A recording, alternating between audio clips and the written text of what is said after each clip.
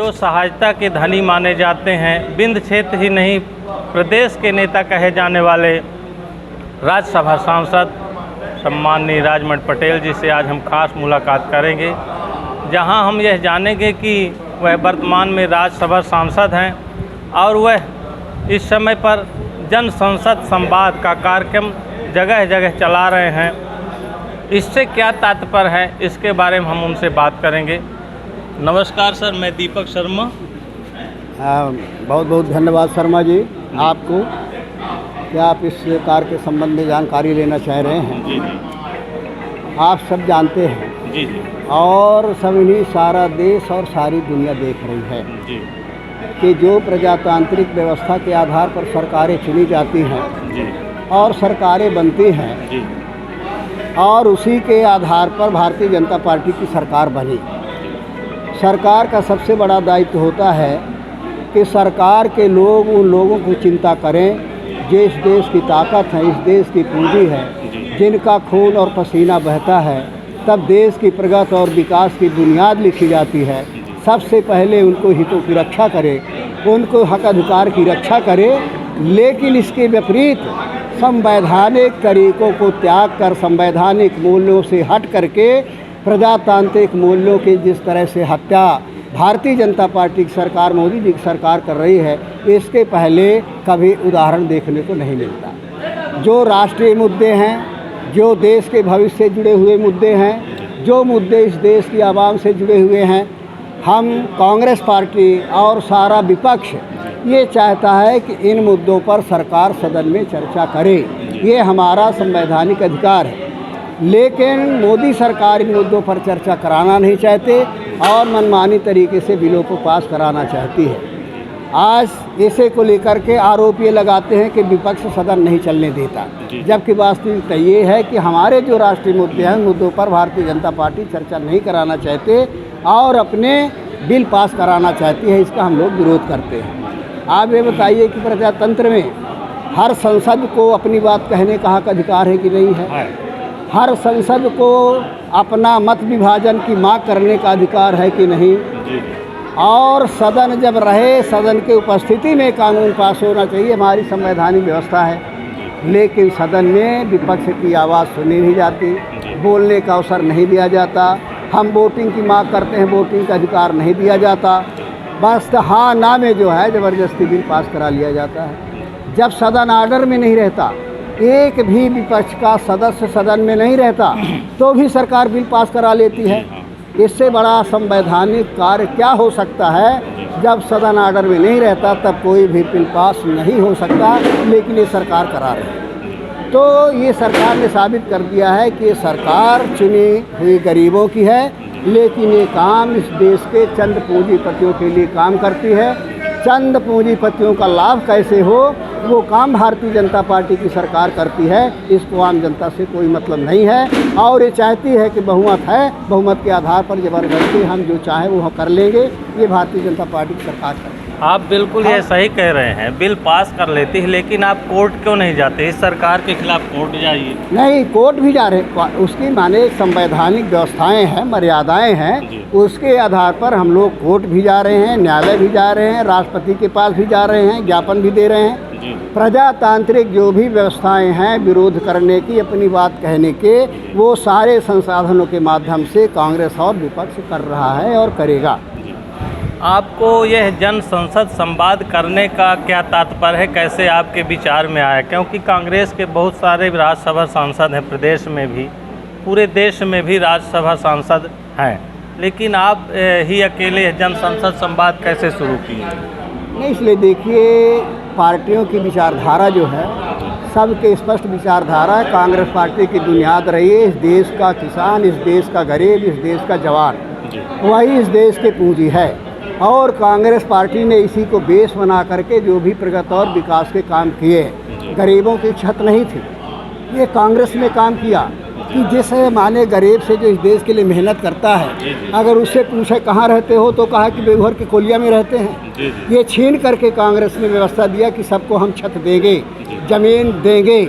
आज कोई अगर स्वाभिमान के कह सकता है कि मकान बहुत बड़ा हमारे नहीं है, लेकिन ये छोटी सी झोपड़ी हमारी है, इसके मालिक हम हैं, ये कहने का हक अधिकार कांग्रेस ने दिया है। कांग्रेस ने इस गरीब की ताकत को समझा, इसे वजह से बड़ी योजनाओं में पैसा लगा करके गरीब और किसान के खेत तक बिजली पहुंचाने का काम कांग्रेस ने किया। कांग्रेस ने चाहती कि उत्पादन बढ़े, इसे वजह से खेत खेत में नहर पहुंचाने का काम कांग्रेस ने किया। क्योंकि कांग्रेस मानती थी कि वही देश है कि आज़ादी के बाद जब अकाल पड़ता था तो अमेरिका से गेहूं मंगाना पड़ता था, तब देश की ज़िंदगी बसर होती। कांग्रेस ने सोचा कि किसान का उत्पादन नहीं बढ़ेगा, देश आत्मनिर्भर नहीं होगा, तो कांग्रेस ने काम किया। उसके कारण आज हिंदुस्तान इस हैसियत में है कि दुनिया को खिलाने की ताकत में रखता है। तो कांग्रेस की बुनियाद रही है। और इसका जो हमारा कार्यक्रम है, इसका मेन मकसद विचारधारा ही है, कोई पार्टी पॉलिटिक्स नहीं है, विचारधारा है कि विचारधारा से इंसानियत की पहचान होती है, विचारधारा से ही सरकार चलती है, विचारधारा से ही प्रगति और विकास होता है। इसलिए जब संसद में हमारी सरकार बहरी हो जाए, हमारी सरकार गूंगी हो जाए, हमारी आवाज़ न सुनी जाए, तो आखिर हमारे पास रास्ता क्या है? सारा हल कानून के माध्यम से नहीं हो सकता। और इसलिए भी कि सरकार जो है पूंजी के आधार पर न्यायपालिका को प्रभावित करती है, पत्रकारिता को भी प्रभावित करती है, पूंजीपतियों को फायदा देने के लिए सबको प्रभावित करती है। इस वजह से जो जनता की सबसे बड़ी अदालत है, सबसे बड़ी संसद है, इसलिए हम लोगों ने तय किया कि जनता के बीच में जाएंगे और गांव-गांव में जनता की संसद बैठेगी, जनता बैठेगी और जनता उन मुद्दों पर विचार करेगी, अपनी राय देगी कि हम कहाँ गलत हैं, सरकार कहाँ गलत है, और जो जनता सुझाव देगी उसके आधार पर अगले हम कार्रवाई करेंगे। बिल्कुल यह बात सही है, लेकिन दूसरी बात यह है कि आप पहले पूर्व मंत्री भी रहे, सिरमौर विधानसभा से आप विधायक भी चुन कर के गए हैं। मध्य प्रदेश शासन की जो सरकार की योजनाएं थी पहले सुचारू रूप से चलती थी, जनता तक पहुंचती थी, लेकिन वर्तमान में जो भाजपा की सरकार है, मध्य प्रदेश की हम बात करें, केवल भाषण तक सीमित है, योजनाओं का प्रचार प्रसार तो अधिक है, लेकिन जनता तक नहीं पहुंच पा रहा है। इस पर क्या कहना? इस पर इतना ही कहना है कि जो सब कुछ हो रहा है इसके पीछे मूल भावना क्या है? इसके पीछे केवल यही है कि पूंजीपतियों को किस तरह से फ़ायदा पहुंचाया जाए। भारतीय जनता पार्टी की सरकार चाहती है कि ये पूंजीपति सबसे ज़्यादा ताकतवर हो जाएं। इसी वजह से जो है हमारे PSU को बेचा जा रहा है, देश के सार्वजनिक उद्योगों को बेचा जा रहा है, बंदरगाह बेचा जा रहा है, और यहाँ तक कि किसान के ज़मीन भी पूंजीपतियों के हाथ में दी जा रही है। ये चाहते हैं कि ज़मीन का मालिक भी इस देश का किसान न रहे, उसमें भी मालिकाना हक इस देश के पूंजीपति का हो जाए। इसी वजह से भारतीय जनता पार्टी ये काम कर रही है। बिल्कुल सही है, भारतीय जनता पार्टी काम कर रही है, लेकिन वर्तमान में 4 दिन का अभी मध्य प्रदेश का सत्र चला, विधानसभा सत्र, लेकिन OBC आरक्षण को लेकर के उसमें हल्ला हुआ, ट्रैक्टर से लोग आए गए, कांग्रेस पार्टी के विधायकों ने विरोध प्रदर्शन किया और सत्र नहीं चला। यह भाजपा का कहना है, आरोप लगाया उन्होंने। इस पर भाजपा ये OBC आरक्षण का जो फैक्टर चल रहा है, इस पर क्या है? आप मध्य प्रदेश पिछड़ा वर्ग के प्रदेशाध्यक्ष भी हैं, क्या कहेंगे? देखिए, जहाँ तक आरक्षण का मुद्दा है, भारतीय जनता पार्टी की नीयत आरक्षण के प्रति ठीक नहीं है। ये पूंजीपतियों की भावना का आदर करती है। आरक्षण सबको मालूम होगा कि जो कुछ भी हुआ कांग्रेस के ज़माने में ही हुआ। मध्य प्रदेश में 14% आरक्षण शुरुआत कांग्रेस ने किया और उसके बाद उसको 27% करने का आया, उसमें भी हमारी कमलनाथ सरकार ने किया, लेकिन उसी समय सरकार गिर गई और पैरवी न होने के कारण वो माने कोर्ट में चला गया, कोर्ट ने स्थगन कर दिया और इसलिए 27% आरक्षण नहीं मिला। मैं इनसे पूछना चाहता हूँ कि आप हिमायती हो, आप ये बताइए कि महिलाओं को और पंचायत में, जिला पंचायत में किसने आरक्षण दिया? जो सबसे कमज़ोर वर्ग की हैं, वो जो चूल्हे चौके तक सीमित रहते हैं, उनको राजनीति में लाने का, बाहर ले जा करके आरक्षण देने का काम हमारी पार्टी ने किया। महाजन आयोग का गठन किसने किया? महाजन आयोग की अनुशंसाएँ थे, उसको लागू किसने किया? 14% आरक्षण किसने दिया? तो हमारा तो इतिहास है, स्टेप बाय स्टेप माने हमने किया है, तो 27% भी हमने किया है। आपका तो कोई इतिहास ही नहीं है आरक्षण का, आप तो आरक्षण देना नहीं चाहते, केवल वाहवाही लेना चाहते हैं कि जिससे आरक्षण के मुद्दा हम ले लें और हमको माने पिछड़ों का वोट मिल जाए। तो ये केवल वोट की राजनीति करते हैं। कांग्रेस बुनियादी तरीके से करती है, उनके हितों की रक्षा करती है। अब आप क्या चाहते हैं आगे, आपकी क्या मंशा है, क्या होना चाहिए? हम ये चाहते हैं कि संवैधानिक व्यवस्था के आधार पर सबसे बड़ा ज्वलंत मुद्दा है किसानों का। सरकार या तो सही जवाब दे, नहीं किसानों के काले कानून वापस ले।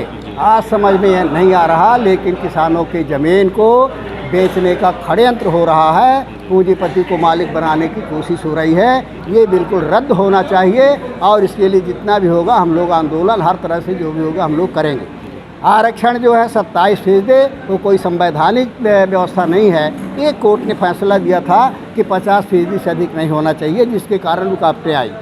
लेकिन संविधान की मंशा है कि विशेष परिस्थिति में आरक्षण को बढ़ाया भी जा सकता है। हमारा आग्रह है कि 27% आरक्षण पिछड़ों को मिलना चाहिए, गरीबों को आरक्षण मिलना चाहिए, उसका लाभ पूरे लोगों को होना चाहिए। और जो भी टेक्निकल कोर्ट में लगा है कि स्वास्थ्य में पीएससी में लागू नहीं होगा, सरकार को चाहिए कि वहाँ पैरवी करे, दमदारी तरीके से करे और सभी में आरक्षण का लाभ हमारे प्रदेश और देश के लोगों को मिले। धन्यवाद। राज्यसभा सांसद जी अभी कांग्रेस की जनहितैषी योजनाओं के बारे में बताया और जन जन को लाभ मिले इसका। वहीं भाजपा की जो कथनी और करनी है इसमें पूरा अंतर उन्होंने बताया है और उनकी मंशा है और चाहना है कि हमारे पूरे भारत देश की जनता, किसान, बेरोजगार, दलितों और महिलाओं को बराबर लाभ मिले, उनकी सुरक्षा हो और यह भाजपा नहीं कांग्रेस सरकार ही यहाँ की अच्छी कमान चला सकती है, ऐसा उनकी मंशा है।